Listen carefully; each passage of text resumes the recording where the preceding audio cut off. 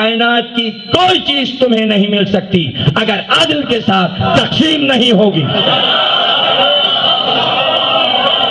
انسانیت کی، عدالت کی آواز علی تھے۔ یہ ہے کتاب کا نام کہ جاردرداق نے کتاب لکھی، اور پورا چیپٹر نہ پڑھے، ایک ایک باب نہ پڑھے، اس نے ہر باب پہ 2 لائنیں لکھی۔ وہ 2 لائنیں ایسی ہوتی ہیں کہ آدمی کے اندر ایک طوفان، زلزلہ اور ہیجان پیدا ہوتا ہے۔ ایک چیپٹر پہ اوپر لکھتا ہے، کیا تم نے دیکھا دنیا میں ایسا کوئی بادشاہ جس نے یہ طے کر دیا کہ میری مملکت میں کوئی کبھی کسی رات بھوکا نہیں سوئے گا؟ جملہ سنیے، کہتا ہے 4.5 برس کی حکومت میں، علی کی حکومت میں رات کو کوئی بھوکا نہیں سویا۔ لیکن تم نے دیکھا کوئی ایسا بادشاہ کہ مملکت میں رعایا کو شیر کیا لیکن خود بھوکا سو گئے؟ دیکھا کوئی ایسا بادشاہ؟ دیکھا؟ یہ ہے 2 جملے لکھ کے بتا دیتا ہے آگے کے باب میں کیا آئے گا۔ اتنی خوبصورت کتاب لکھ کر پبلشروں کے پاس جا کے کہا چھاپ دو۔ ان کا بھائی کون خریدے گا اس کتاب؟ تم عیسائی ہو، انگریزی میں کتاب چھپے گی تو انگریز کیوں خریدیں گے؟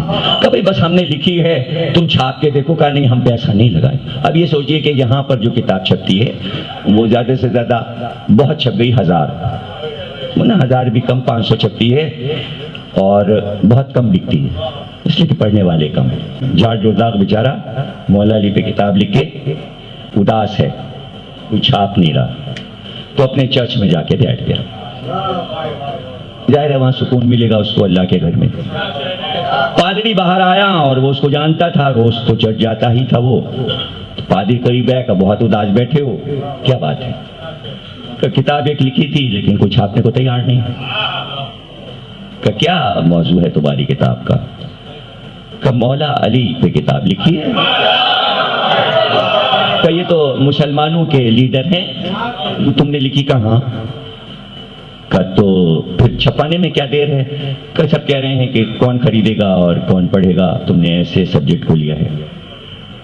تو پادری نے کہا پریشان نہ ہو، چرچ کی طرف سے ہم تمہیں پیسہ دیتے ہیں، تم اسے چھپاؤ اور جو کچھ پھر فائدہ ہو تو اس میں سے تم اصل رقم ہماری چرچ کی جو رقم ہے واپس کر۔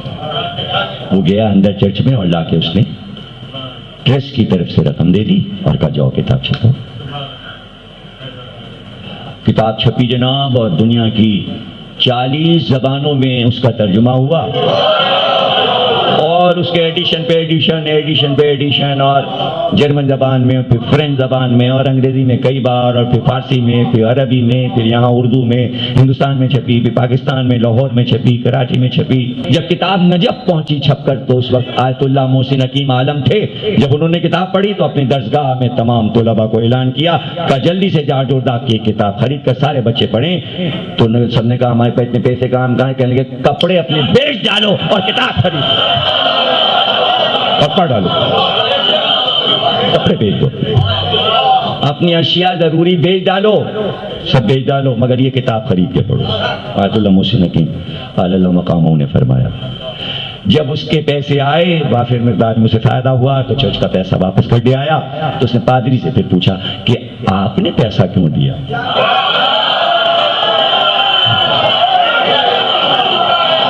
آپ نے کیوں پیسہ دیا؟ تو پادری نے کہا بھائی ہم کتابیں پڑھتے رہتے ہیں، تو اسلامی کتابیں بھی پڑھتے رہتے ہیں، اپنی بھی، تو ہم نے بہت گہرا مطالعہ کیا کہ جب اس ہستی کا دور حکومت آیا عرب میں تو سب سے پہلا پرچم اسلام میں عدل کا اس نے بلند کیا، اور اس نے عیسائیوں کو بلا کر یہ کہا کہ تم پر ہماری مملکت میں نہ ظلم کیا جائے گا، نہ تمہارے چرچ میں آگ لگائی جائے گی، نہ بل جبر کلمہ پڑھوایا جائے گا، تم جاؤ امن سے رہو، جاؤ امن سے۔